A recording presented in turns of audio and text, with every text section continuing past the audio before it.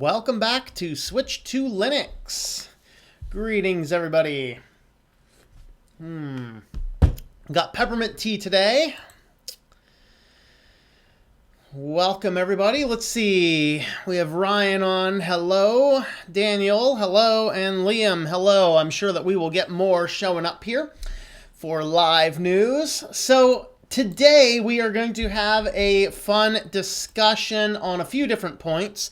The question I will try to remember to come back to later on is Amazon is now doing its fresh pickup stuff. So there's the link from what they're doing. Just kind of a commentary on that. See what people's thoughts are. Yes, no, good, bad, indifferent, whatever else. And I guess what we will do here is we are going to start by introducing our topics. I was able to build one new topical thing for today. Our topics, of course, our discussion is going to be this quick Amazon pickup, but our key discussion article is going to be the Google, Facebook, and opt-in privacy. And let's see, then we are going to talk about privacy, three privacy articles, 3 scammer articles, 2 articles about bad business. Picked out, 4 on corporatocracy, and I found 2 articles under our new tag category. Okay, then. One of them is a follow-up to the cheese, because I just couldn't get enough of that cheese article. So, turns out the cheese is now killing people. Death by cheese. Is that your way to go? Later, at 10-ish. 30 maybe, I don't know. It depends how long we take to get through here. Hello, Robert. How are you doing? Thank you very much. Stuck my head in a lawnmower. I think it was earlier this week. I did another live stream where I'd already stuck my head in a lawnmower, but it was a grand time. It's very invigorating. You know, you get the lawnmower blade going nice and loud. You stick your head up there just enough and it shaves off just a little bit. Awesome. Awesome way to go. All right, so let's go ahead and jump on into our articles. So as, again, the discussion point is on this article here. The link is in the comments. Amazon is now doing its free grocery pickup for Prime members. Who's a Prime member? Who lets Amazon spy on everything you do? Anybody? Anybody? Not me. That's for sure. We're going to come back to this article maybe somewhere around there. Wait, hey. Slide somewhere maybe around there-ish. We'll come back to it. All right, so we are going to dive in with our topics. Our first article topic is actually on privacy. I gotta cue my privacy screen.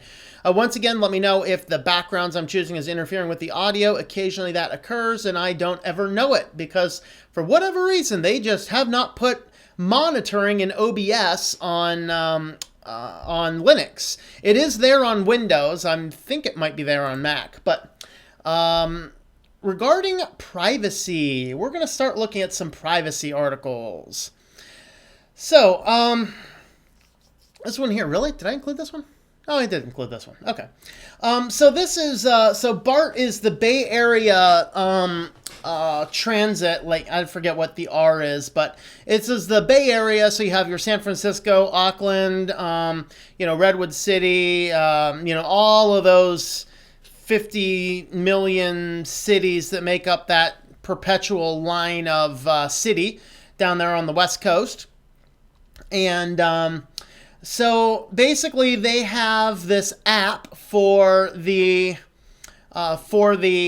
transportation system, and they are now embroiled in a lawsuit because some defendants are claiming that this app is collecting a lot of personal private data, including location data.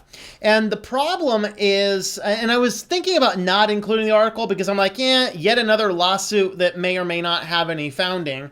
You know, anybody can bring a lawsuit against somebody. The question is there merit? And, hi, Kitty. Kitty wants to go. Hi, everybody. So, also I'll say here before we get too far into this, I've had 2 power flickers today, so hopefully we don't get another one. Last one was a couple of hours ago. Hello, Louie. Hello. Hello, Mr. Louie. All right. But what I did, I dug into this app a little bit further, and it turns out that they are doing location data collecting, and they are doing email collecting, and they are doing IME data. So they can track down to your exact specific device and all of the location data involved in that exact specific device. I know what you want. You want the Temptations that's over there, don't you? Admit it. He wants the Temptations that are just beyond the camera. I know it. He can see the package. It's tempting him. Or he wants that. You want that? Is that what you want? Ooh. Ooh. He does. Ooh. Yeah. There you go. Whoa. Kitty likes those pen caps for some reason. All right. So, what's going on here is, of course, the thing about this particular article is that this is a app that is actually written by a government agency. So here's a government agency's app that is collecting location data, IME data, email data, all this other kind of stuff. And so that's kind of it. Kitty, you need a treadmill apparently. Yeah, you need a treadmill. He is, I want to say he's like 2 pounds overweight, which, being as that he's 12 pounds, I think that's, I guess that's pretty significant, right? But yeah, Kitty does need a treadmill. Kitty, you need a treadmill? He's like, yeah, I need a treadmill, but so does half of America. We don't care, We all know how to get a firm stomach, but you know what? We don't. Or Kitty just needs to stop eating Temptations. So this is kind of an intriguing little thing. Would you get off my desk? No, you're not allowed on my desk. You want that? You can have that. All right. So with this app here, so we have basically a lawsuit going on between BART, which is the Bay Area Transportation, and the Alerts is the app manufacturer, which is out of Massachusetts. Careful. The cat is being especially cute right now. Look at this. This thing's just like, yeah, I'm chilling. Give me attention, man. So, yes, IMEI data. Thank you, Liam. I couldn't remember what that last initial was. So it is IMEI data, which is the unique identifier for the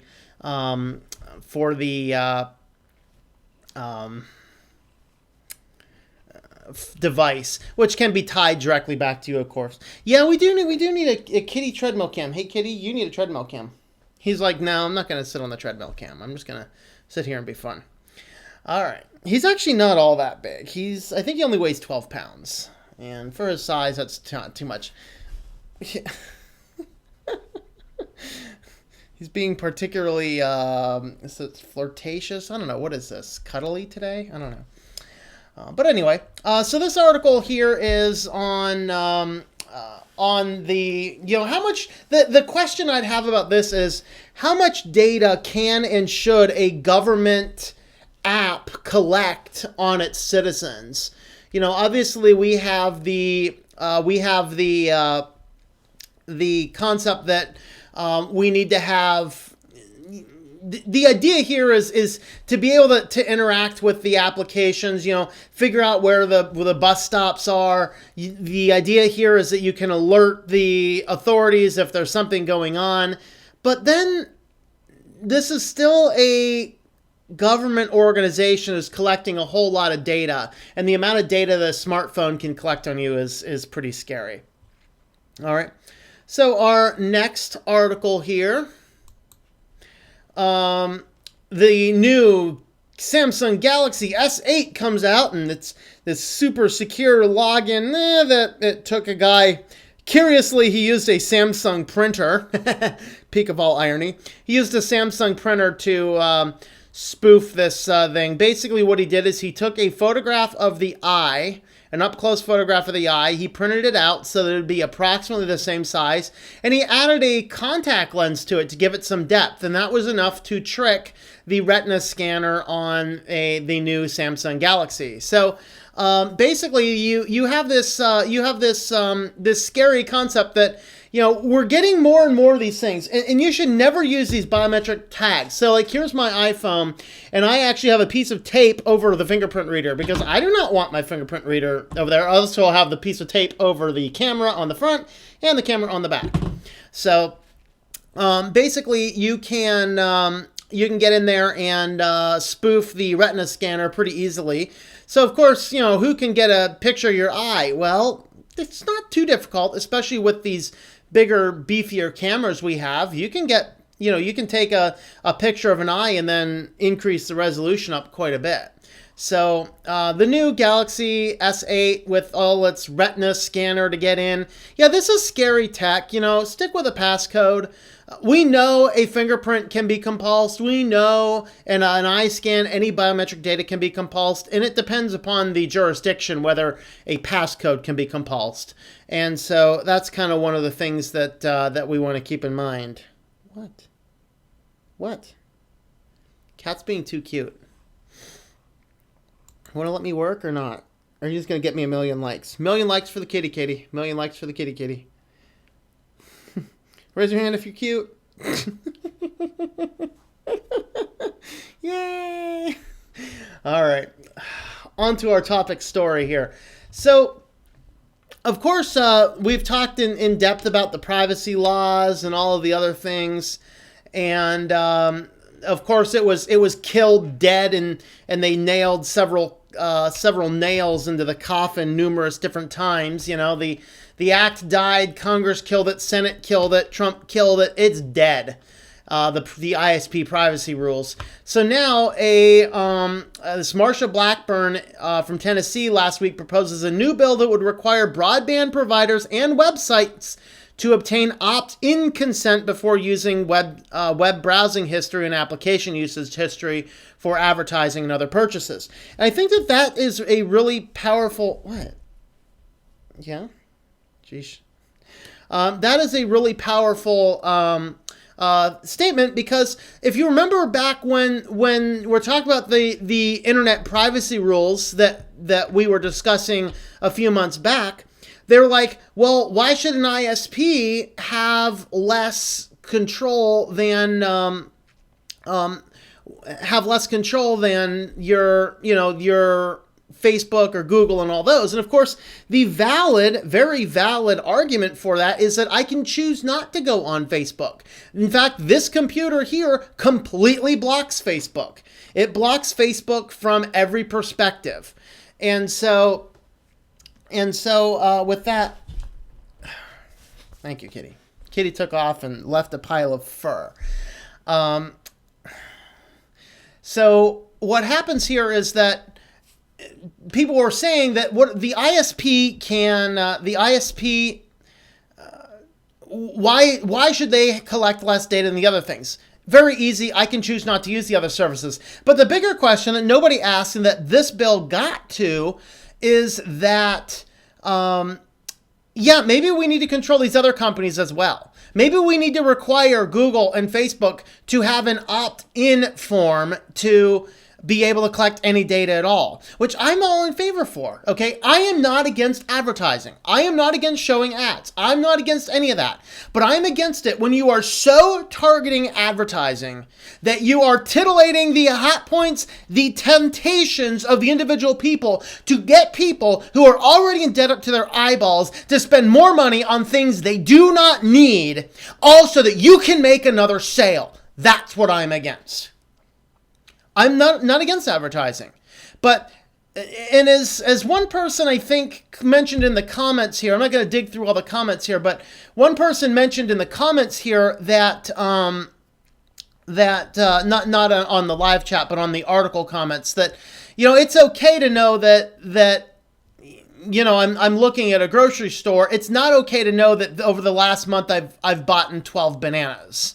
Okay, and that is the level of data collection that people are trying to get. And so, of course, this bill comes out. It's called the Browser Act. Everything has to have these. Now, the thing that somebody else had commented also in the comments that I wasn't, made me wonder, do I need to read this a little bit closer? This is opposites term, remember. If someone says that this rule does XYZ, it usually is the opposite of XYZ. So is this really making it worse? And the only thing that some people questioned about this is that it issues federal guidelines. This bill would issue federal guidelines to say that across the board, any website has to have opt-in to have their data collected. But no state could make any other privacy rules. And then you think about that and you go, well, that's kind of scary. Why restrict a state from doing something specific? But then somebody else had made a better comment about that, saying that it's true that maybe we should allow the states to do some of that, because maybe we shouldn't, as long as we have a good federal law, maybe preventing the states might be an okay thing, because then if I have a website, I do not necessarily have the ability to track and control all of the users in this state versus this state versus this state. It opens up too many bags of worms. But if we have a federal mandate that says, hey, we have to opt in to do any amount of data collection, then I think that at that point in time, we're getting to the point where I think that we will be okay. All right, because really they don't need to know how many bananas I've purchased over the next few weeks. You know what I mean? And so with that, I think I'm for this bill. Now I got to dig into it a little bit closer, but what do you guys think about that? Basically, the concept: require opt-in for any form of data collection. I can get behind that. ISP, non-ISP, if you're an internet-based company, require an opt-in to collect data. Weird to trigger for sure. But frankly, I think it'd go a whole lot towards the privacy. So of course, there's a huge lobby group that Google and Facebook. Who, if you watched the live stream 2 days ago, Google and Facebook are the two companies that control 99% of pretty much all online advertising, and then the distant third is everybody else combined. These two companies together form this lobbying group that also includes Amazon, Dropbox, eBay, Microsoft, Netflix, PayPal, Reddit, Spotify, Twitter, and 30 other web companies. Are all saying, no, we don't want to do this. This is going to stifle innovation. Why do they keep on saying stifle innovation? How's this going to stifle innovation? I'm curious, inquiring minds really want to know. Oh, boy. Hello, Deb. Nice haircut. Yeah, it's a lawnmower. I used your lawnmower. Hope you don't mind. All right. In that case, I hope the PIN you use on your phone isn't related to anything else. Yes. Good point. Make sure that your PIN is good and secure. That is true. 1, 2, 3, 4, 5. Only if you're an idiot with your suitcase, right? All right. Hello, Dylanum. Hi, everyone. Kitty paws salute. Yes, the kitty was kitty pawing salute. Seems unrealistic and easily broken. That is the concern. But, the reality is, though, that it's better to have a law on the books that at least has some level of integrity than to say, too impossible to enforce, so we're just going to do away with it. At the very least, consumers should be informed in some way as to whether their data is being collected and what data is being collected. And I would add a third point to that. Who is that data being shared with? I am absolutely against. I think it should be flat out federally illegal for any company to share any data with any third party. Period. I don't care who your partners are. Because I went in to use a website, I have to agree to your terms and conditions. Fine. I agree to your terms and conditions. But when you take my data and pass it on to your marketing firm partners, my data, me and your third party have not had any agreement, and there's no regulation about what they do with that data at all. And that kind of gets into that same issue we talked about last week with first party versus third party cookies. Kind of scary concept there. All right, it doesn't just collection of data in a new way. It Doesn't it just the collection of data in a new way? Well, I mean, yeah, you do away with this, they'll collect more data in different ways. I'm with that. Regardless, interesting bill. I'll be following this one, of course, as you may have guessed. I might. We're just going to move that over one more. Next thing we are going to fall into is our scammers. This is a new transitional background, so let me know if there is audio bugs in there. I've not used this background before, but I thought, scammers, whatever else. Couple more scammers shut down. I'm wondering if this is the multi-million-dollar debt relief scam. I'm wondering if the multi-million-dollar debt relief scam is the same people. It's education loans and things. I'm wondering if this is the people that called me, which, by the way, I've already posted the video. It will go live. It will go live tomorrow at 1 o'clock p.m. Eastern time, where I actually recorded the video with the student loan company. And, it wasn't the student loan company, it was the scammers that called me up. The Obama administration, start with that way. Yeah, the Obama administration is reducing student loans. Yeah. Do you also have oceanfront property in Montana I can buy? Please, pretty please. I'm wondering if this is the same group, though. Basically, the phony debt relief operation built tens of millions of dollars from individuals, including the disabled and the elderly, based on its promise it could lower debt burden, is out of business after a federal court temporarily halted the scheme.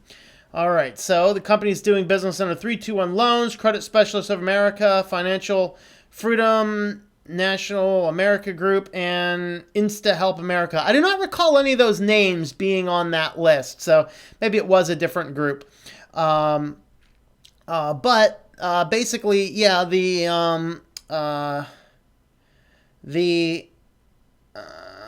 did shut this group down.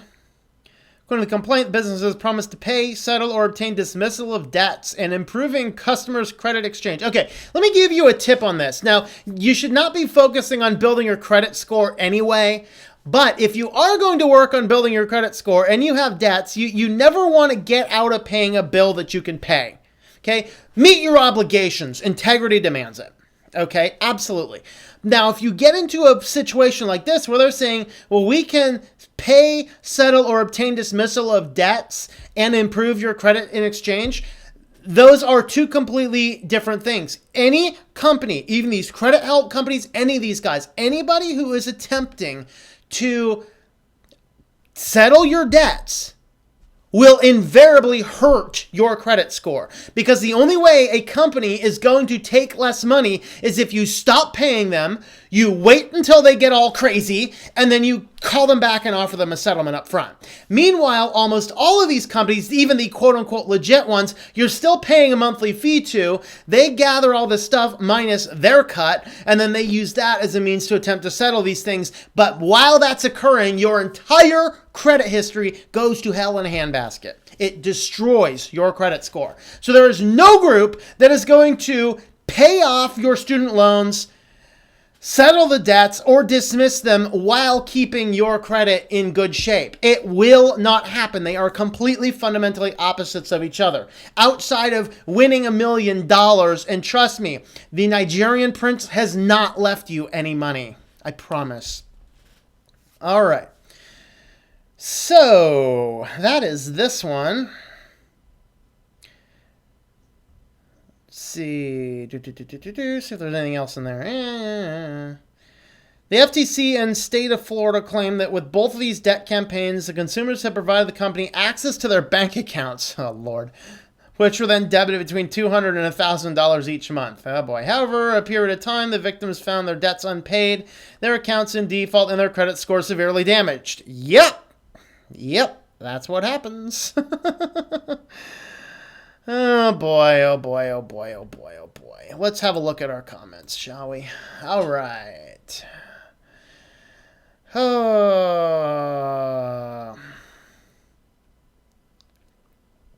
Wish someone would make an ISP that respects its people's privacy. Sadly, that one I haven't. No, probably not.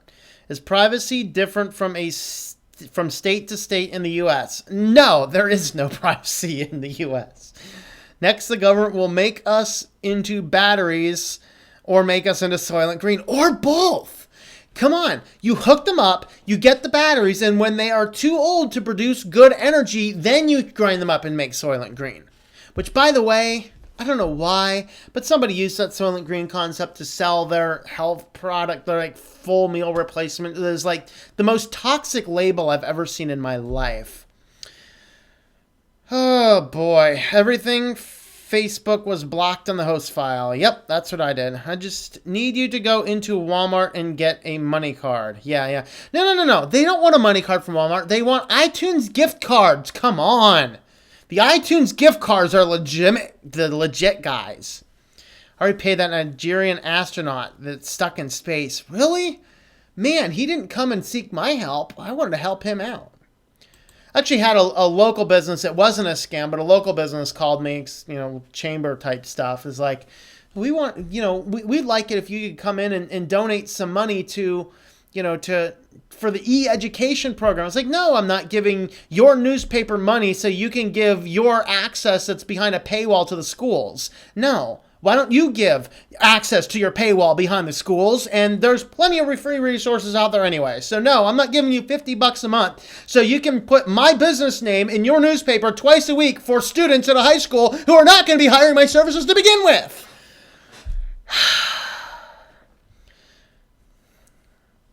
So I did not renew my Chamber of Commerce membership this year. All the Chamber of Commerce membership does is get you on the call list for all sorts of people. Where's my lighter? All right. Here's another one. Maybe this is the other one. Let's see this one.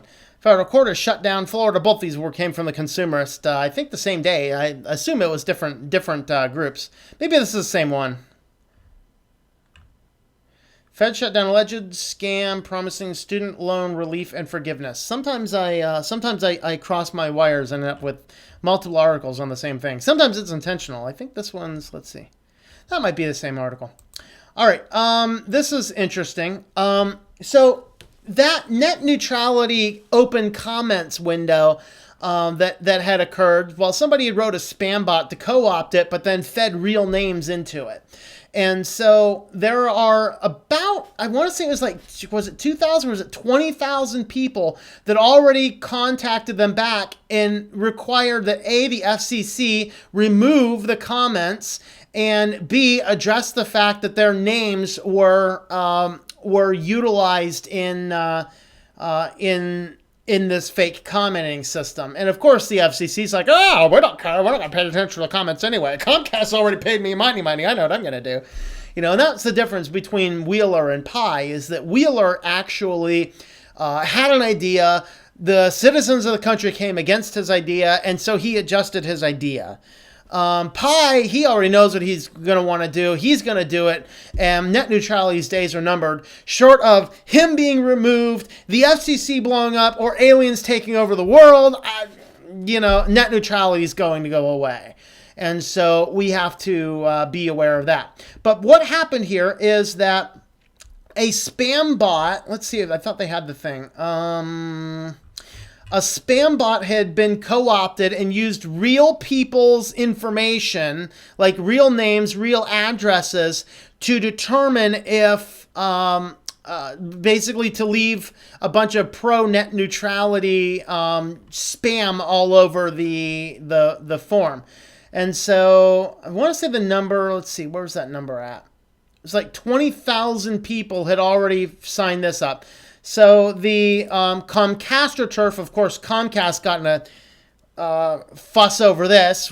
They wanted, they're all for net neutrality, but as long as you take this site down, they really wanted this site to come down. But basically, you could come over to Operation Comcast ROC Turf. I love that name, Comcast ROC Turf. And you can enter your full name here and see if your name was used in the fake commenting system. And then if the, I'm going to put this in the link here in just a minute in the comment thread. So basically you could put your name in here and see if your name was co-opted to leave fake comments. And then you could submit a real comment to the FCC.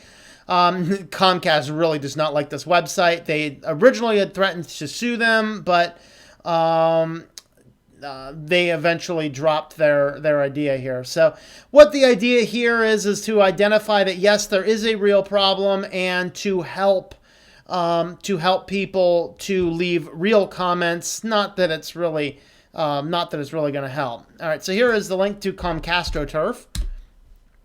All right. So, more student loan scams. Comcast paid me money, about $1 million per hour. Nice. Yeah, see, I mean, I'll go all pro Comcast if they, I mean, heck, I'd be happy if they can just get my internet working right, because, yeah, my internet's, like, for the last couple days in a row, my internet crashed around midnight. And if you know me, you know that midnight to 3 in the morning is a prime working time for me. And that's actually why I have more home cooking hack videos up than I thought I would, because I didn't have anything else to do. I already had the raw footage, didn't have internet, so I made videos. So why not? I don't really give a crap about people's privacy. More money, more money. Ryan, you're scaring me. All right. On to our, where's that at? There you are.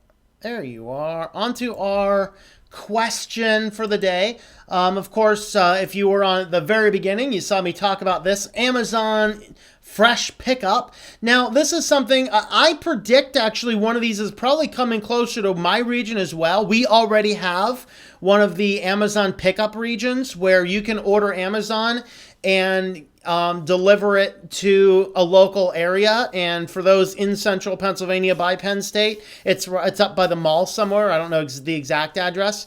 But what happens is you can buy your things on Amazon, have it shipped to that location, and then go and schedule a pickup. Well, this is the free grocery division of that. They're working on the grocery stuff. Now, the original article I think I picked up from Consumerist, and they actually said that when you pull in, it's based on your license plate tracking, but I could not find evidence of that, so I did not pull out the Comcast or the Consumerist article. I'm just going to use Amazon's actual page, because I'm guessing that they're using location tracking on your phone or some other means. I didn't find any reference to them utilizing your license plate. But if they are reading and storing your license plate, connecting it to your Amazon account, I'm actually concerned about that. But I did not find evidence from that based upon their marketing. So you can come over here. My question is, would you use this service? Would you order your groceries cheap on Amazon? Of course, they have shop online, reserve your time for pickup in as little as 15 minutes, and then go and pick it up. This is a service that I know a lot of other business people have talked to me about. Of course, in our central area location, we have a business called Order Up that allows you to pretty much anybody, you can use their app on your phone or device, and pretty much anybody now in our local region participates in the program. So somebody can use their app, order whatever fast food, whatever restaurant, and then some subcontractor like an Uber driver will go to the store and pick it up. Of course, Uber's working on launching one of those types of services nationwide. We've had a very well-established one here for better part of half a decade, maybe a better part of a decade. Operating down here in the State College area. But this is kind of sort of like that, in that you can pick up, order your groceries online and go pick it up, because of course that's one of the challenges. How do you shop online for fresh stuff and have it appear fresh? Of course, HelloFresh and Blue Apron and all these other companies are allegedly doing that, but I just think they're way overpriced. So this is is this a service that you would use?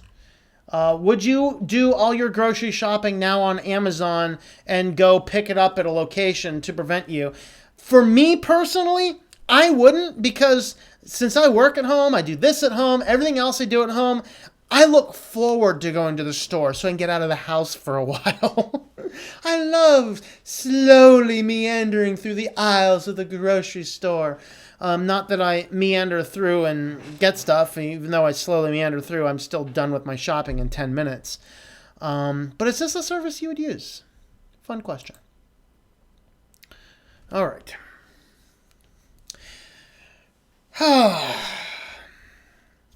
Next topic. Bad business. We're on to some bad business. Here's a fascinating one. I apologize for the pinkness of this site. Makes me think of Barbie dolls for some reason. All right. Gotta readjust myself. All right. So T-Mobile is launching a new plan where you can, if you can go to their plan and they will pay off your Verizon phone contract, whatever, as long as you purchase the insurance plan. Many layers to think about here. So this is the article I think I spent the most time researching. This should have been my featured article. All right, let's have a quick jump at comments. Well, there's only one more there. All right, so Ryan finds his name in the Comcast ROC Turf. Daniel, I would not use that service. All right, some people might not. Curious to know. All right, so T-Mobile. So first, you have to go and pay off your device, okay? But then whatever you pay to pay off your device at the point in time you switch your plan, they're going to give you a prepaid MasterCard to do that. And I hate those prepaid cards. But so this is a service they're launching, a promotion that they're launching, I think the 31st of May this goes into play. So, yep, starting May 31st, Verizon customers with one of the new iPhones, SE, 6, 6S, 7, 7S, or the Pixel, is it the Pixel X, whatever the Pixel phone is, and the bigger or smaller Pixel, whatever it happens to be. You can switch to T-Mobile, take your device with you, and whatever is left on your buyout for your phone, they're going to give you the difference in that. But you have to sign up for their $15 a month insurance protection plan, which includes, theft. It includes a McLaughlin app that I think is required or something. Basically, a lot of other tracking. And then I started to dig into this. I'm like, okay. Thinking about the trend of cell phones. Now, when I got my first cell phone, the phone was free with the contract. Of course, that was back when, I had that pull-up antenna. The thing was like the size of a house on the side of your head, And then, of course, for a long time, you'd get the phone for free, or you get a better phone if you paid a few bucks, but you could get a cheap basic model phone for free, and you could do that and make sure that you're just locked into the contract, and it's the contract would eventually pay off the phone. Now, what then started to happen probably about 2 or 3 years ago is that phone companies now started to get to the point where like, well, maybe we might be losing too much. So now it's like, we don't have any of that, but now you can put the phone on a payment plan. So you put the phone on a payment plan where you're still paying about the same amount. There's no interest or anything, but of course they'll require you to have the protection plan on the phone. So they're milking you with the protection plans. All right. Now, with the protection plans, that are being made and pushed out, I wanted to dig into that because I got into this like, okay, I have a protection phone on a phone, a protection plan on my smartphone. Are they automatically going to give me a new smartphone? Well, they're automatically going to give you a used smartphone if you pay the deductible. So I got to thinking about that. So I had to dig through a lot of different things. So, it gets better. T-Mobile will also pay off anything you owe on that phone, or there are $1 or $1,000 for you and anyone else in your account. It's actually up to 2 people. Typically within 15 days. Participating customers just need to insure their device with T-Mobile's premium device protection plan for $15 per month on your used phone.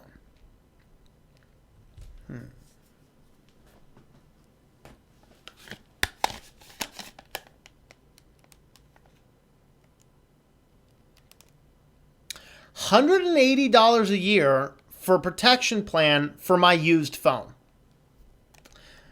So I asked myself this question: what would it take to utilize the protection plan? I had to dig pretty hard to find it, and I'm pretty sure I cannot find it right now. Okay, of course, here's your small print. But if you dig through this, what I actually had to do is, it was this one here. Let's see if I can find it. Okay, so you want the premium protection plan. Where's the full T-Mobile site? Okay, so I kind of wanted to go to plans and services. Let's go there. And then I'm going to search for, I think it was just called Premium Device Protection Plus. Okay.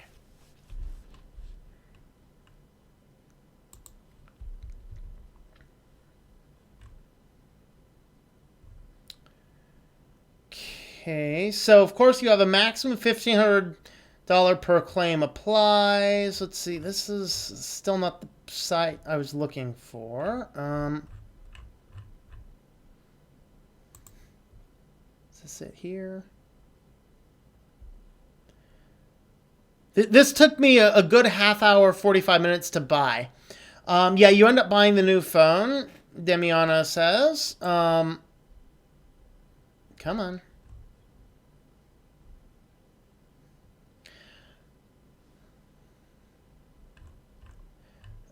There we go. Okay, so here is your... There we go. So Premium Device Protection Plus. This is the phone. This is the plan, the middle, the second one here, and this is the one you have to buy. It says tiers 1 through 3, tiers 4 through 5. I have no idea what the tier... I'm guessing tier 4 through 5 is the type of phone. So like, you know, the iPhones and the Pixels, those are the phones that apply. So protect your new device from loss, theft, accidental damage, hardware services, mechanical breakdown issues. Also, while protecting your investment with McLaffey Security for T-Mobile, including McLaffey's ID protection. Yeah, I'm going to protect my ID by giving yet another third party access to all my information. Yeah, can someone explain that to me like I'm a 3-year-old? All right, McLaffey's protection and, plus personal help desk. That sounds useful-ish. All right, so of course we can go down here. Need to file a claim. Let's go ahead and start filing a claim here. No, not that. Anyway, this is, I'm guessing, is this a third party I think I have to go to file my claim? So what's the deductible? Let's see. Are you going to give me the deductible, or are you going to give me pop-ups? Oh, you're going to give me blank pop-ups. Yeah, T-Mobile, I found their site kind of sucks. All right. I'm not going to be able to find it. I'm going to give you the bottom line. The bottom line is you end up having to pay, in addition to your $15 a month, you end up having to pay, I think it's $175 deductible on your phone to get a used phone, maybe. Maybe. Okay, that's a whole lot of steps to go through. Being as that I went on and I bought this SE online, I want to say I paid like $275 for it. If it goes and falls in the toilet tomorrow, not cool. But you know what? I don't have to mess with paying them $180 a month ad infinitum forever, plus $175 deductible to get a used phone. It's just cheaper if I plan to treat this very well, B, make sure it's in a case, C, make sure I'm not throwing it around or slamming it around, and D, just throw a little bit of extra cash and have yourselves a little thing called an emergency fund. Then when your phone goes kerplunk in the toilet, you can go, bummer.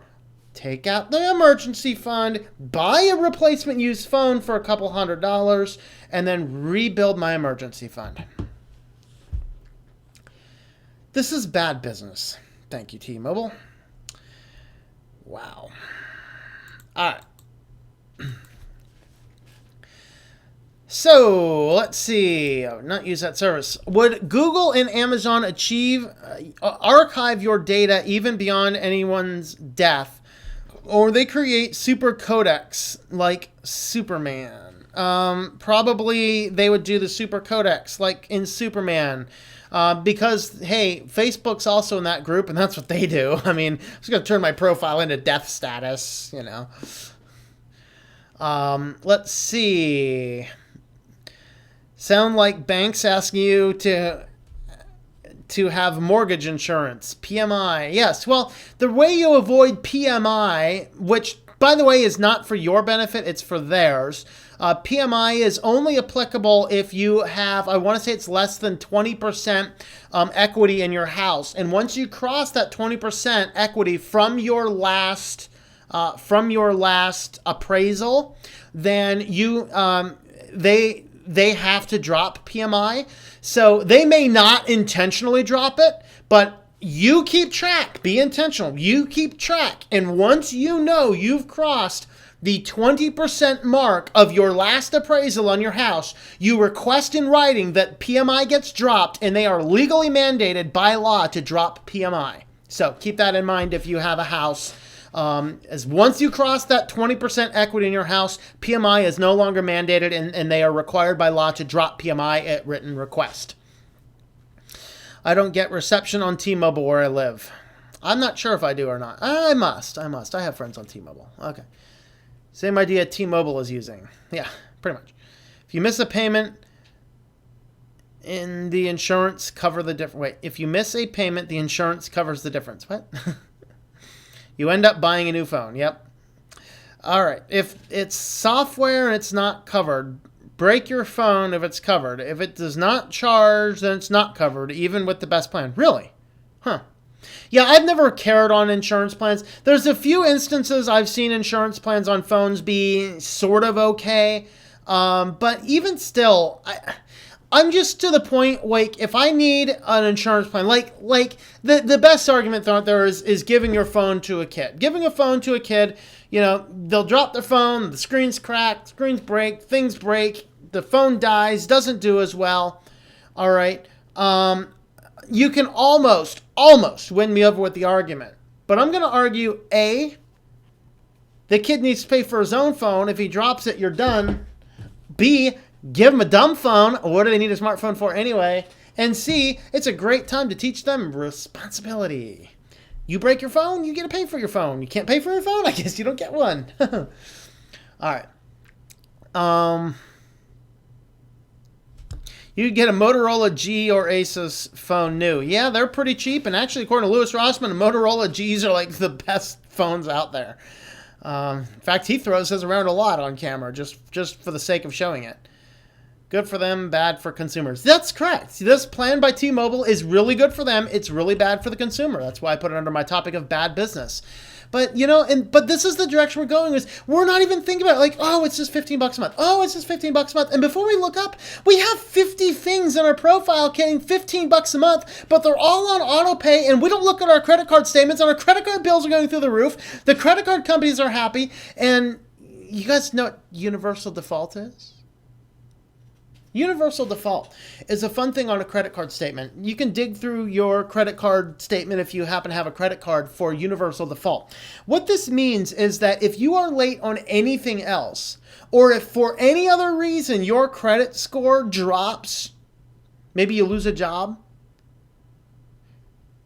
universal default on a credit card, which is on virtually every credit card statement, every credit card contract, means that as soon as there is any slight blemish on your credit score, which could very well be your income ratio drops and your debt income ratio goes up because you lose a job, they can jack your interest rate up to the highest allowable by law. Universal default. All right. I have the working phone for an emergency in case the main one breaks. I own a dumb phone in case the phone breaks. That's correct. You know, the Galaxy had issues that I had. I'm just like, I'm done with a smartphone on the other line. I got this guy, bought this guy almost a decade ago, actually. Works great. And I have another dumb phone also on reserve. If something happens to the other phone, you know, whatever else. I got phones. I'm covered. I'm good. You know? And a dumb phone's pretty cheap as well. So that's that. All right. Hey, John Wilson, how are you? All righty. Okay, let's have a look at our next article in Bad Business. Yet another one. Good for the business, bad for you. Like, I've never understood, like, Dollar Shave Club, I think was the first. Like, my razor blades on subscription service. Huh? Am I, like, not capable of building shopping lists? I mean, can anybody explain to me why I need the razor blade company telling me when I should change my razor? I change the razor when it stops being comfortable. And I think I remember just buying razors the other day. I haven't opened the package yet because the one I have is still fine. I want to say I spend maybe $6 every 3 months on razors because I really don't care. Okay. So I decided to look into this. Of course, Schick is now getting into the subscription plan because, you know, Dollar Shave Club is like, oh, we're losing company, you know, business on our razor blades. Why are we losing business on our razor blades? Dollar Shave Club. We're going to have our own Dollar Shave Club. So now you can choose your blades. Ooh. Nope, I already have a handle. So the cheapest thing I can do is $15. I guess I can do $15 every 2 months. Really? Are you going to go all the way back up to this? Yeah, $15 every 2 months to spend on the razors to get these replacements. You see, I really want a little bit more. Chewbacca needs his razor service. Yeah. Hello, musical Neptunes. Greetings. Chewbacca needs this razor surface. I don't know, what does Chewbacca look like if he shaves? All right, that's kind of bad business. But I have a new one. A new topic, corporatocracy. I'm just going to start adding corporatocracy because, wow, the companies are really starting to wag the government. So this one here is from Motherboard. Apple is lobbying against your right to repair your iPhones. Yeah. No kidding. Okay. Of course, Louis Rossmann is also big on this. He flew out because the right to repair took him out to Nebraska where John Deere, believe it or not, like one of the scariest player in this whole field is John Deere. Because by buying a John Deere tractor, lawnmower, or whatever else, you are agreeing that you cannot be the one to repair it. It's a violation of the terms of service to repair your John Deere tractor. What in craziness is this? What in craziness is this? Wow. So, of course, what's going on here is Apple, of course, is lobbying against this. The thing is that Apple does not want to allow people or to have to allow people to use your basically fix your phones. In fact, initially it was so crazy that they had created their own screw. And if you've never seen that little proprietary screw, let's see if you can get in there and see that or not. I don't know if that's going to focus. But that little dot right there is the screw. It's the screw that Apple created, and it's called a pentalobe 2. So you need a special wrench to get in to take your iPhone apart. But the problem is you can't get the plans and you can't get the parts. So you can get cheap knockoff parts, but you can't get real good replacement stuff. But this is just yet another one of those things that Apple is really lobbying against these bills to try and tell people that you cannot. In fact, even places that collect Apple devices under part of the warranty, rather than sending them back to Apple to do simple things like fixing charging ports, which is very easy to do, and fixing simple components, they are mandated to shred the phones. That is insane. It is a huge waste of resources. It is a huge waste of everything. And all it tries to do is take down the good phone market and prevent people from fixing a device. Like, do you remember back in that time? I don't know if you're old enough, but back 20 years ago, 30 years ago, when VCR repair shops were all over the place because you bought your VCR and it was way cheaper to have your VCR fixed than it was to buy a new one. Well, now it's just getting to the point where, no, it's still cheaper to get it fixed. You just can't get them fixed. It's the same thing goes with everything. So yeah, the tractors can't be repaired by the farmer. Like, what farmer doesn't work on his own equipment? I mean, really? And sitting there and telling the farmer, of course, which farmer doesn't? Well, big corporate farms, the very farms that poison us every day. That's why. So yeah, I mean, it's kind of crazy.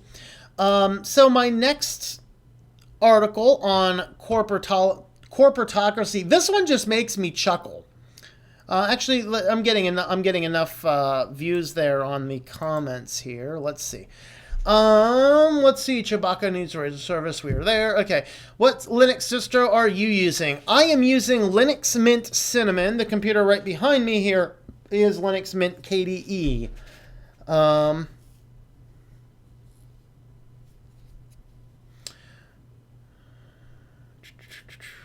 Farmer Joe is pissed off. He wants to repair his tractor. Yes, Farmer Joe is. You should have watched that the video. Go check out Louis Rossman's channel and look at his video on when he went down to Nebraska for the right to repair bill over there. Of course, he's been fighting it in New York, and it's just all over the place there.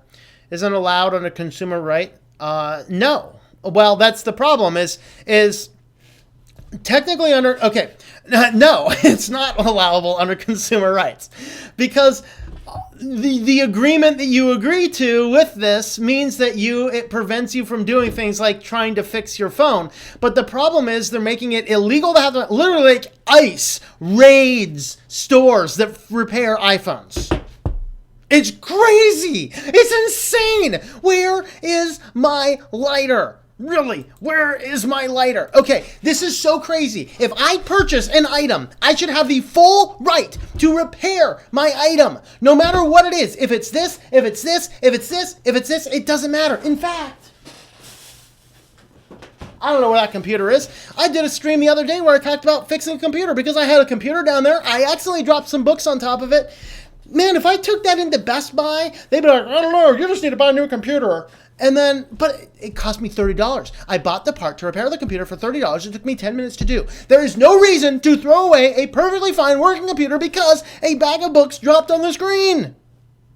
Okay? We have got to be able to repair things. But the right to repair is about repairing the item. It's about having the plans. And it's about having the parts. But Apple requires us to right down through a shredder if the stupid thing does not work.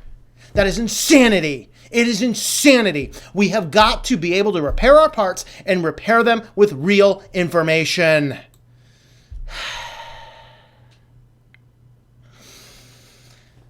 That's why I don't do Apple. Yeah, I think Android is just as bad. Apple's easier to lock down in privacy. They've been screwing us with these screws on MacBooks for years. Yes. And that's why I went to... I had to go and buy a specific computer repair thing because this guy here, we've got the Pentalobes, I got the Pentalobe 2, I got the 5/16. Look at this thing here. That thing there is like, whoa, you can't even focus on that. It's too small. That is a T3. That is a star that is about 1 millimeter wide. So I had to go and find this so I could fix computer equipment because some of the screws are getting really small. Got a question. Who's in charge for regulating and checking? Yeah, we'll get to our next article there, and it'll make you scratch your head. Let's see. Apple doesn't like iFixit, so they are lobby silly laws. Yes. NSA, for all things that they do, I feel like the cyber world is in the wild, wild west right now, and the NSA is just running as much. I remember VCRs, yep. Difference with an Apple product is you don't need to repair it. Love my MacBook, best machine I've ever owned. Nice. Same as me, that's cool. All right. That's why I hate Apple, at least with other phones I can repair them. No. They're all difficult to repair, and you can't get legitimate parts. You can get screen replacements at little kiosks in our mall, but they're cheap knockoff screens. They crack if you touch them wrong.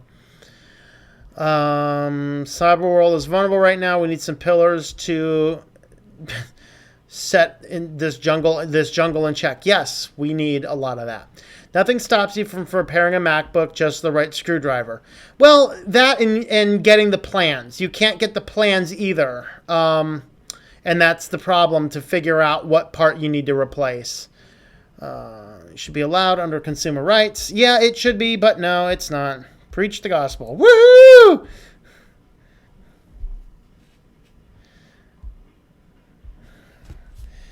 Wow. All right. Where'd my Corporatocracy article go? There we go. All right. How's this for interesting? Investment advisors will be required to work in your best interests.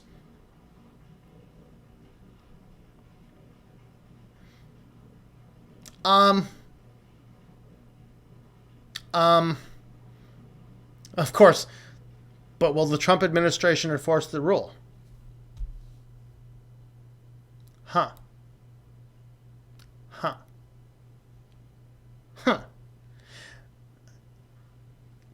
Do we really need a law that says investment, like, is somebody mad about this? Your investment advisor is required to work in your best interest.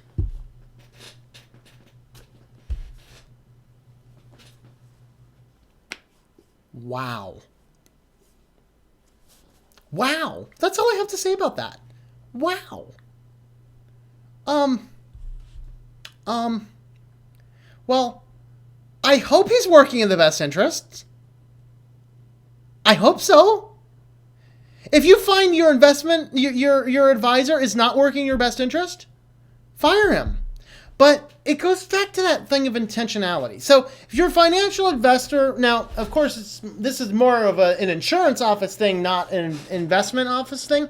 But if you have an investment guy or an insurance guy trying to sell you a whole life policy, find a new insurance agent. But why do we even need a law about, I mean, I just figure this is it, but yeah.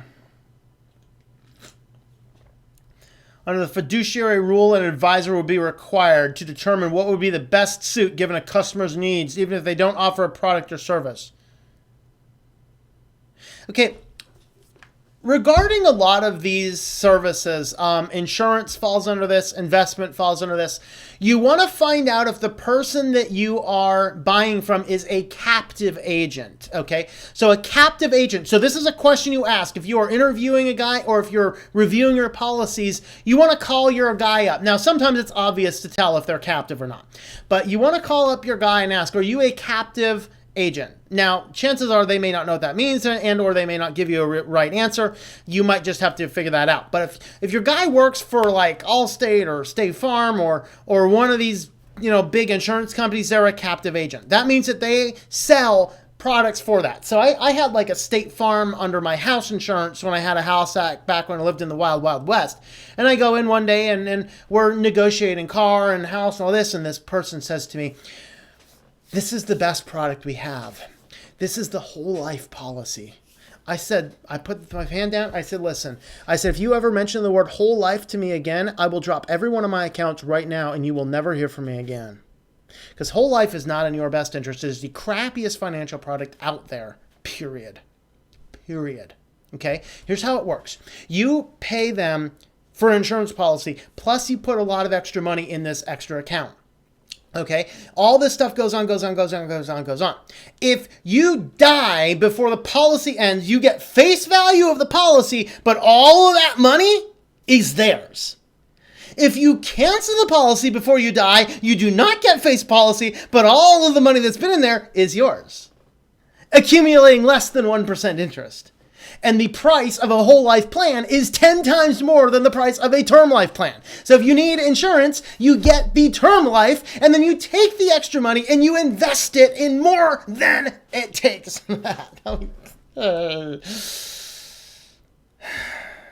So make sure that you're not buying insurance from captive agents, because the problem is a captive agent cannot go out into the market and get you the best rate. They're going to get you the product that they sell. That's kind of the way that works. But yeah, why is this even a thing? I'm pondering. Why is it even a thing? Oh boy. I wouldn't call it bad business not being able to access things like plans, as you said, for MacBooks. If I owned a company like Apple, I would be doing the exact same thing. Well, not necessarily, because you can keep, we're not talking about the proprietary stuff that goes into it. We're talking about, on this circuit board, is what type of capacitor is this one thing, so that I can take out a bad capacitor and replace a bad capacitor, because a capacitor is a few cents and it doesn't take a lot of work to repair it. But if I have to throw away a $2,000 computer because a 15-cent part is broken and you're not telling me what that 15-cent part is, that's where we have the problem. Actually, good business with a trust company. Okay. Profit grabbing in the short term, it's dumb business in the long run. Yes, correct. All right. It's got nothing to do with trust with anybody. If I put proprietary screws on my product that my user looks at them and go, actually, I'll give it to Apple and get more money. Okay. Let's see. No point arguing with you. I will never buy an Apple product while they do that and many other stupid things. Yeah, I hate Apple stuff except the iPhones. I like the iPhones better than the other phones on the market. But as far as Mac computers suck. And I got one. I got a Mac. Got Mac, I got Windows, I got Linux. Actually, I don't think the Mac's on right now. I shut the Mac off for the night, but I do have a Mac. I do a fair amount of work on it. They suck. They're just not intuitive and they're not user-friendly. My opinion. That's my opinion. Other people like them. That's fine. Okay. Similar things with VCRs, or they would lock tapes so that they only work on specific devices. You were forced to buy their devices. Not with VCRs as much, but certainly some DRM type stuff. That's true. That was the classic DRM, you know. Here, just use it works. Chinese post those schematics online. Yes, they do. Yes, they do indeed. All right. Let's see. What's next? Oh, this is a fun one. Corporatocracy. When the patient is a gold mine, the trouble with rare disease drugs, all right? So a flagship treatment that helps fewer than 11,000 people. How's Alexon making so much money? Okay, this is a drug that, $500,000 to $700,000 a year. This is me. This is my living will. If I get to the point where I am a vegetable on a machine, just pull the plug. If I get to the point where I have to give Alexon $500,000 to $700,000 a year for a proprietary medicine, just let me die. Let me die. I know where I'm going. I don't fear death. I don't care. But I am not going to give everything that I have to some corporatocracy company because they want to milk $500,000 to $700,000 a year out of a person who is scared to death. This is so immorally wrong, it makes me angry. I want to use uncouth language right now, but I'm not going to.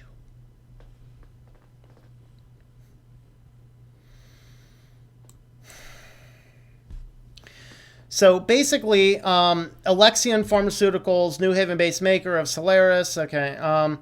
So basically what they were doing, there's a few things. And there's actually, was it with this one? There's another one. I don't think I actually included the article, but I read it this week. But one of the questions is how did, like, there was a doctor had taken one of their patients off of one of these extremely dangerous, extremely expensive drugs, probably at the patient's request. And the pharmaceutical company contacted the doctor to say, why did you take this patient off this drug? Okay. So you had some differences here. So basically what's going on is, okay, actually, I didn't see the context here, but Diego, that's capitalism. No, this is corporatocracy. There is a very, very distinct difference between capitalism and corporatocracy.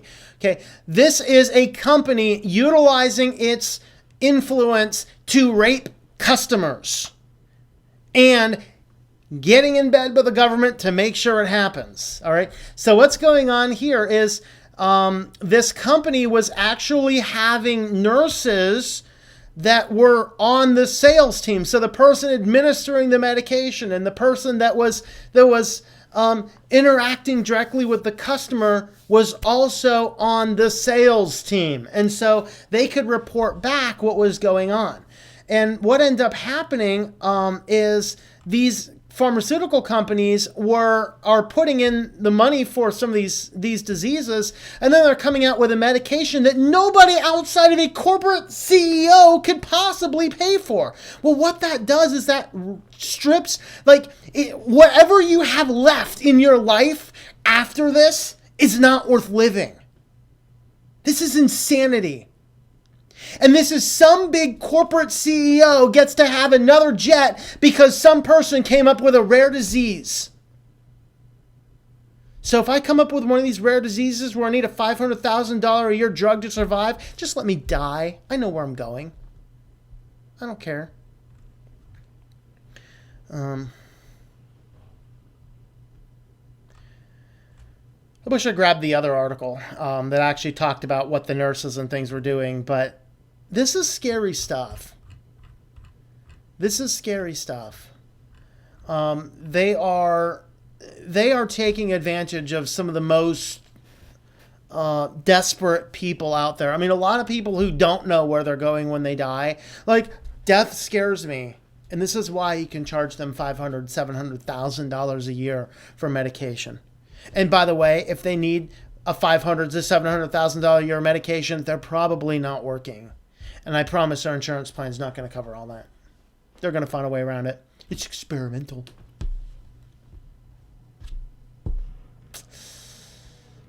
How's this one? This one makes me a specific kind of mad.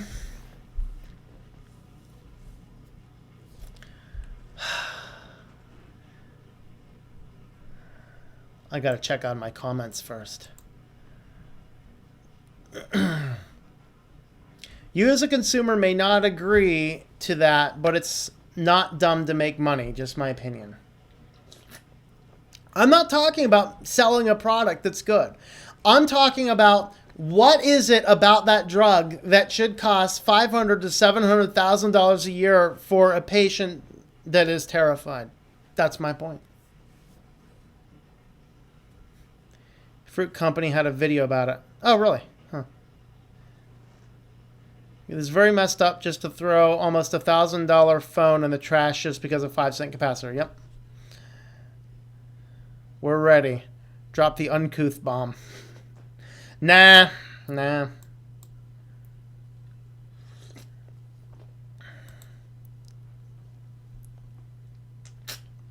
I should go on fire again, shouldn't I? Some of Apple's decisions may be bad for the consumer, but very, very good for money making, and they make great products so they can do that. I'm not going to argue their products. Their products are great quality. Absolutely. I agree with that. And I think that, and I think their decisions are bad for the consumers, but I think they're worth it though. I mean, the price is good. The OS sucks, and that's my opinion. But the hardware's good. Apple's hardware is good. I like it. The first time I touched an Apple product, I was absolutely impressed. And that's why I still have an iPhone. I still have an iPad. And I have a Mac. Hardware's fine. I like the iOS. I don't like Mac OS. Or OS X, whatever it is. The capitalism. It's not that it's capitalism, more like it's corporatocracy. People will still buy. Yes, buy. Apple do not make good products, selling i3 chip computers for 50. Okay, yeah. Okay, let me clarify. Okay, their products are out of date, but how they're implemented, how they're assembled is actually very good. But yes, you're right on that. Their latest MacBook, the MacBook Pro, had a processor from 3 years ago. That's horribly out of date. Like, this computer here has a newer processor than the brand new MacBook Pros. I bought this thing as a discontinued floor model 2 years ago for $300. Okay. Has a better, newer processor. Ooh, I almost dropped my tea. So yeah, that is the part where they're not as good at. Yes. Should learn that specs don't mean anything when comparing Apple machine to Windows machines. I disagree. I have Apple machines. In fact, my Mac runs the same processor as my Windows 7 machine that I bought 8 years ago. Windows 7 machine runs circles around the Mac. Same processor. Core i5 500 series. No, I take that back. The Mac is a Core, it's the i5 500 series. The Windows computer is either a 300 or a 400, or a 3000 or 4000 series. So no, for the same specs, Windows actually, in my experience, does run better. You a troll? Specs don't mean anything.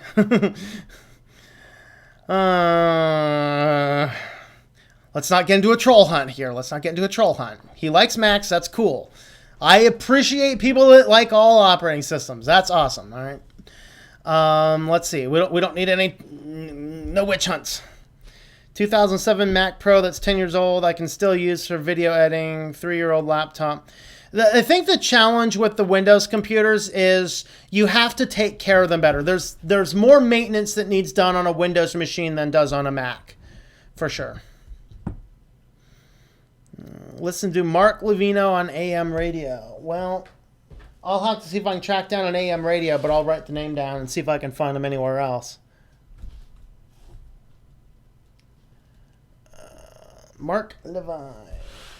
All right. Why? Because Apple does software optimization. Okay. In Australia, Apple Mac rips us off even worse. Oh, wow. That's scary. How? Why? I like Android because you are able to root it, put different ROMs on it at your will. I have a phone that can install and replicate easy. Cool. 4000 series is the Haswell line of chips. Very good series. Living should be a grossly for-profit industry. Well, you know what they say in the medical industry, since we were just talking about the medical world, that a healthy person does not give the medical world any money, and a dead person does not give the medical world any money. The place where you want people to be to make money off them in the medical world is you want them chronically ill, and that is exactly what our diet does to us, and actually exactly what the health recommendations do to us. It keeps us chronically ill. That is the best position for us to be in for the health industry to make money on us. It's chronically ill.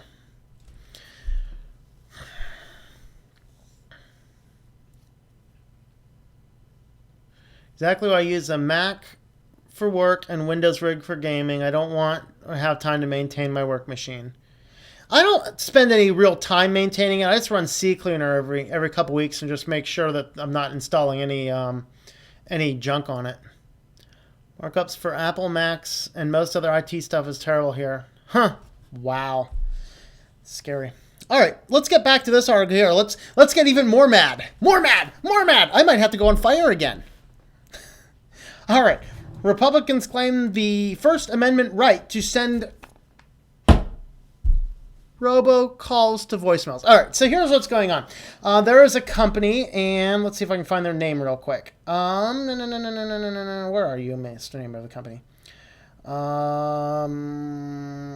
Is it the AF? No, I don't think it's that. I forget. Anyway, there's a company that they're like, oh, well, I can't send robocalls anymore, and people are getting better at blocking them and not answering the phone when they call.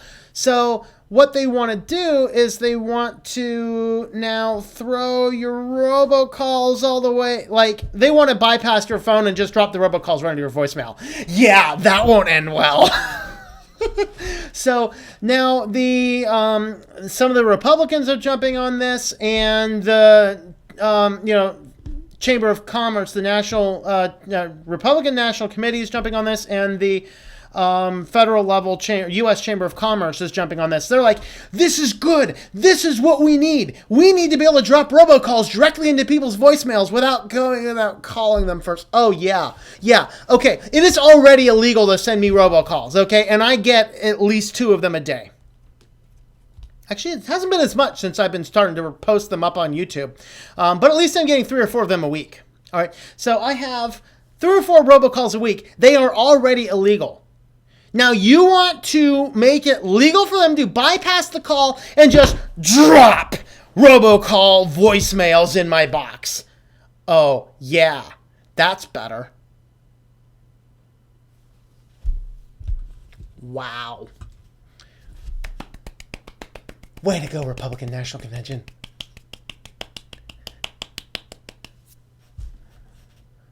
Have you gone off your rocker? Have you lost your mind? Jeez. This is crazy. This is crazy.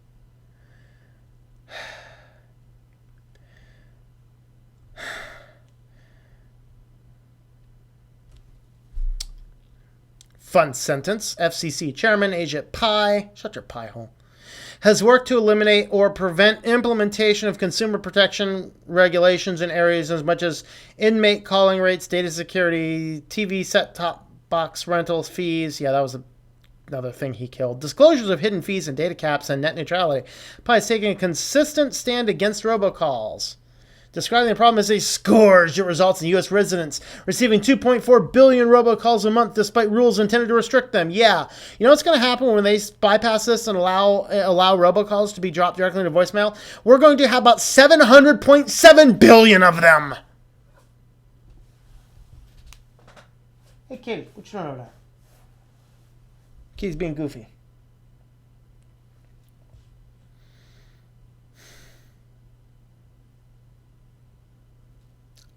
I'm just like, I don't know. Here's the actual petition from the group, from the FCC. Is this FCC? Let's see. AAMT, okay. All About the Message Incorporated. Yeah, the Limited Liability Company, LLC, excuse me, not incorporated. Respectfully requests the Federal Communications Commission to declare the delivery of a voicemail message directly to voicemail boxes not constitute a call and is subject to prohibitions of an automatic telephone dialing system or an artificial pre-recorded message set-tops. Can we find whoever's in this company and, like, everybody simultaneously call them repeatedly until their phone does not stop ringing? Maybe that's what it's going to take. That's annoying! Why won't you people stop calling? That's what we're trying to prevent. Wow. Wow. Wow. Wow.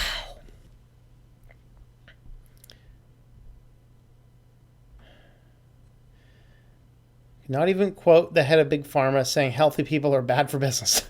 That is scary. Healthy people are bad for business. See, that right there is the core of corporatocracy. Healthy people are bad for business. You know what?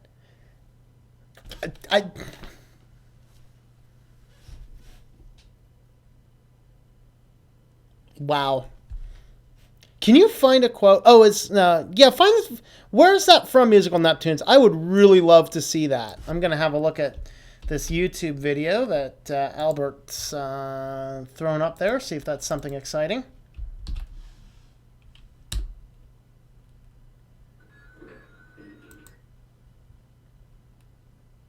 Oh, okay. That's Apple maintenance book. Apparently all in Chinese. It's taking me to Chinese version of YouTube. That's exciting. Cool. Thanks. Okay, I use Commodore 64 and is great. Yeah! Not a fanboy towards any OS. People can use whatever mobile operating system they want. They can even use a mobile operating system made in China. Honestly, do whatever you want. Yep. I want more options, though. I really do want more options. I would really love to be able to use, a Linux phone. Poor Ubuntu one. Violin.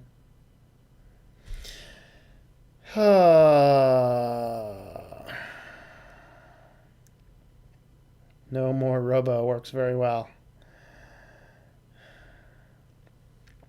No more Robo. I bet that will not work as well if they're delivering it right to your inbox. Like, if this passes and I start getting the first time I get a robocall, maybe the second time I get a robocall dropped directly to my voicemail, I'm going to disable my voicemail box. Yep, I'm going to call the company and say disable my voicemail box. Last thing I need is to be checking messages. Then I'll just have to call somebody back if you call me on the phone. It'll triggered when all I hear is Apple is overpriced, blah, blah, blah. It's not as if I come here and discussing Windows and all its flaws.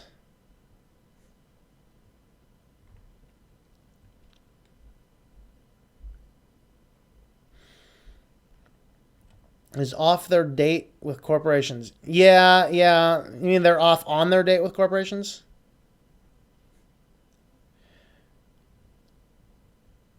Well, Louis, I do use Mac. I use Linux, I use Mac, I use Windows every single day.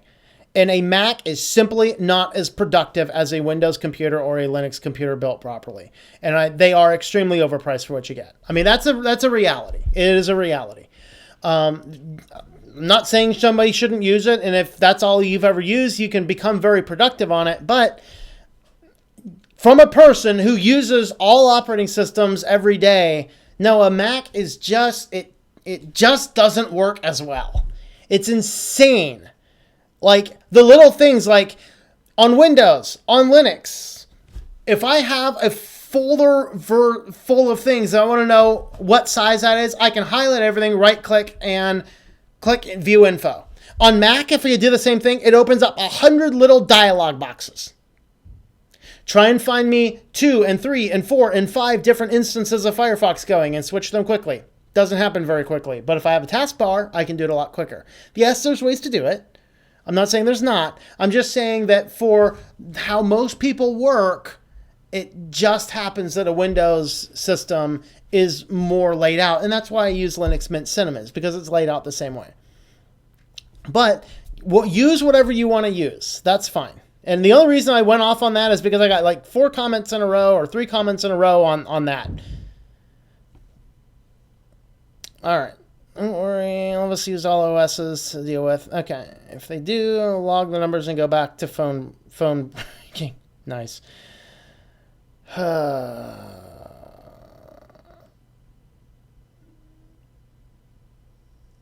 Use Templa's crazy. Still have the Omega myself. It's literally healthy people are bad for business. Yep. A while ago, it was about 10 years ago at a conference. I agree. We should have more options. I lost my place again. There we go. Codex just came out with a phone also. Really? Huh.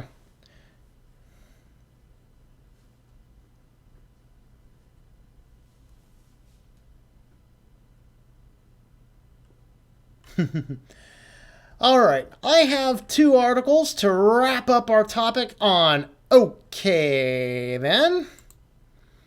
So let's go ahead and have a look at okay, then. Missouri man's lawsuit over empty space in Reese's Pieces boxes moves forward.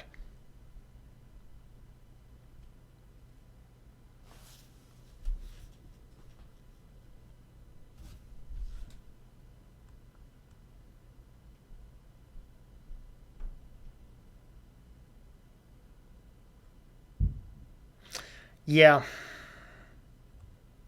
So the problem is, the guy's like, there's too much empty space in a box. Okay. Sorry, kitty. I'm going to have to touch the Temptations. Stay. All right. Only thing I have here that's sort of like a food product. All right. So here I have a package of Temptations that the kitty is now looking at me.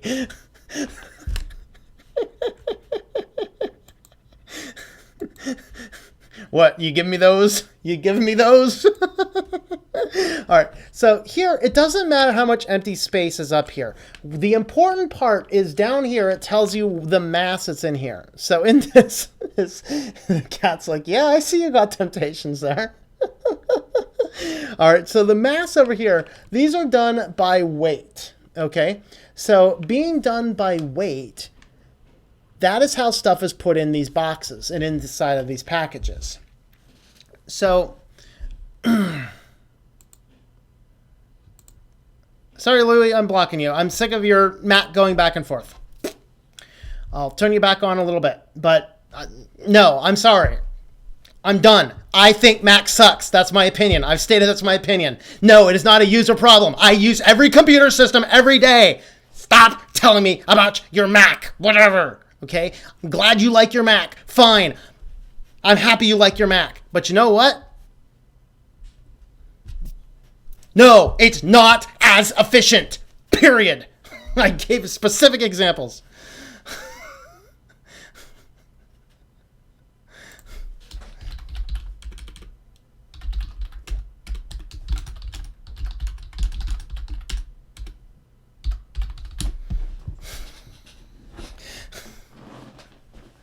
All right.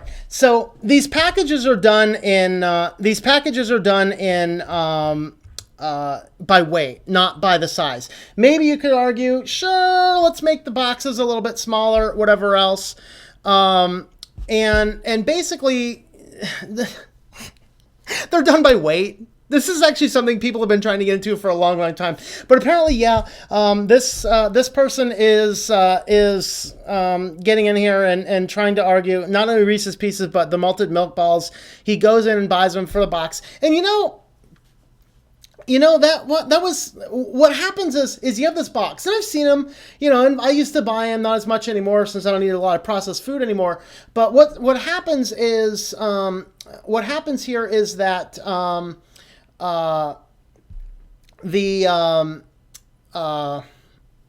you get these boxes. You can buy them at Walmart for like 98 cents. They're down here anyway.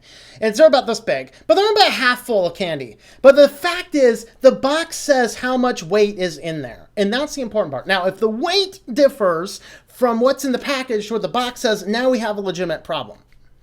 But the fact that they put it in too big of a box, they're just spending too much money on packaging materials. Maybe they could make it smaller, but a lot of it's just, just dropping down. Sometimes it's just settled. Sometimes it's pretty full at the time and it just settles down. It's just kind of grateful. But I've seen people try and sue over this before. It usually doesn't end well for the person trying to sue, but okay then. Oh, boy.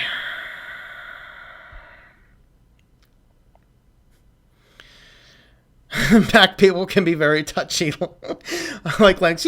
I like all systems. I don't hate my Mac. My Mac is just fine. But if I want it, I have, my Mac is set up for three purposes. Number one of my clients, well, I use Cubes now for that, but one of my clients, I just run all their stuff through the Mac just because everyone else on the team uses a Mac. And so I use a Mac just so that I'm not trying to cross-communicate across operating systems. So I use it. Second is I check the proprietary email for that company and a few other emails I have on there. And third is that's the only computer that I really use on Skype. Other than this computer also does Skype as well, but the Mac does Skype better than the Linux computers do. And I will not let Skype on a Microsoft computer. Microsoft product. Now I don't let two Microsoft products communicate. No, I use each other. And so I use that Mac every single day for a lot of things. Okay, but the fact is, if we are getting down to the brass tacks of doing things, for me personally, it is way more efficient if I do other things. Okay? Period. All right.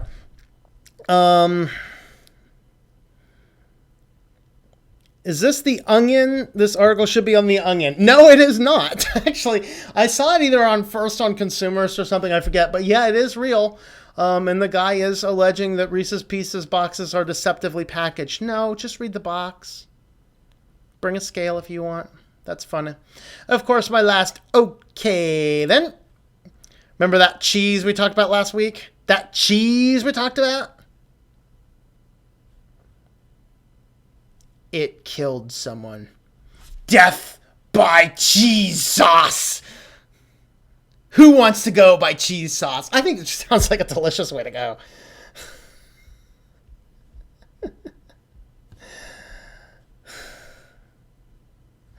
So, I'm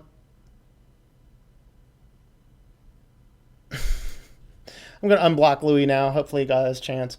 All right. So, basically, and there's a whole big deal. Of course, they investigated the whole thing. They went through all this, and they determined that the cheese was not the problem. It's the container in this particular one gas station. So some botulism got into this gas station, and some people were using this gas station, and 10 people ended up getting sick from botulism, and we lost one of them. Death by cheese. I mean, killer nachos. Yeah, killer nachos. I don't know. I think it was like a hot dog, though. I don't know. The state did not identify the victim, but according to San Francisco Office of the Medical Examiner, Martin Galladano Larios Jr., 37, of Antioch, died Thursday in what's being investigated as a botulism case. Ooh. She died. Nacho cheese death. Welcome to the Onion world, where all news became the Onion. Sounds like a B movie. Yeah, man. I have to pitch this. I got to pitch this. Killer cheese. Call it The Blob Part 3, right? Is there a 2 on that? I don't know. Wonder why the pharma companies think of that cheese sauce. Government cheese. Attack of the Killer Cheese Sauce. Blockbuster movie. Nice. Let's do it. All right. And so pretty much, yeah, that was it. That was fun. Death by cheese. Death by cheese. What a cheesy way to go. Let's have a moment of silence for the killer cheese victims.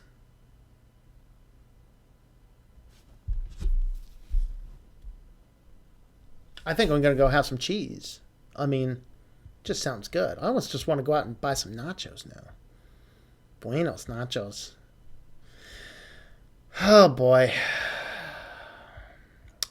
All right, folks. I think it's about time we wrap this bad boy up here. We need special dropping cheese effect. Do I have a dropping cheese effect? I'm going to see if I have a dropping cheese effect.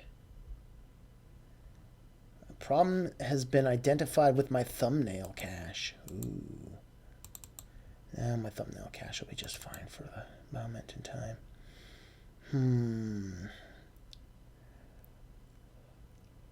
No, I don't think I have anything that resembles death by cheese. Oh, well. All right, folks. Well, I think that'll wrap us up for tonight. So, thanks for hanging out, everybody.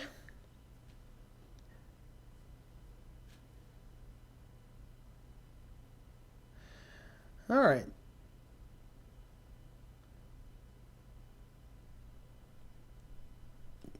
Don't need to unblock if you don't want to. Completely inappropriate efforts. Don't worry about it. It's just the reason I blocked it out is it was a message that was directed specifically to. I'm saying that for the way I use computers and the way a lot of people use computers, just wasn't working right. All right. Good show. Thank you, Daniel. The cheese bomb. Yes, and don't forget, the cheese stands alone. I think what we're going to do is I'm going to end this out by feeding the kitties because I tease her with temptations and I think he wants some temptation. So we're going to feed the kitty.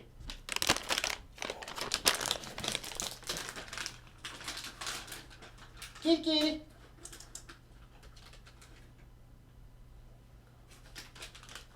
Kitty, kitty. No, those are for your sister. Well, I have to go track down the other cat. Thanks for hanging out, everybody. Have yourself a good evening, and I think I will try and do another live show on Sunday. Tomorrow about 1 o'clock Eastern, we are going to wrap up. I go over here, I realize that my mic doesn't work well under the cat. But Sunday, I will be wrapping up, or potentially doing a tinfoil hat time. I'll know for sure later. But tomorrow about 1 o'clock, I'm releasing the video on the phone scammers, so you can check those out. And I'm not sure what's going to come up next week. I'll figure that out later on this week. And I'm hoping to put up more videos on the Patreon page. If you do want to help support the channel, the Patreon page is at patreon.com/TomM. And let's see, with that, we'll wrap this guy up. Have yourselves a good evening, everybody, and we'll talk to you later.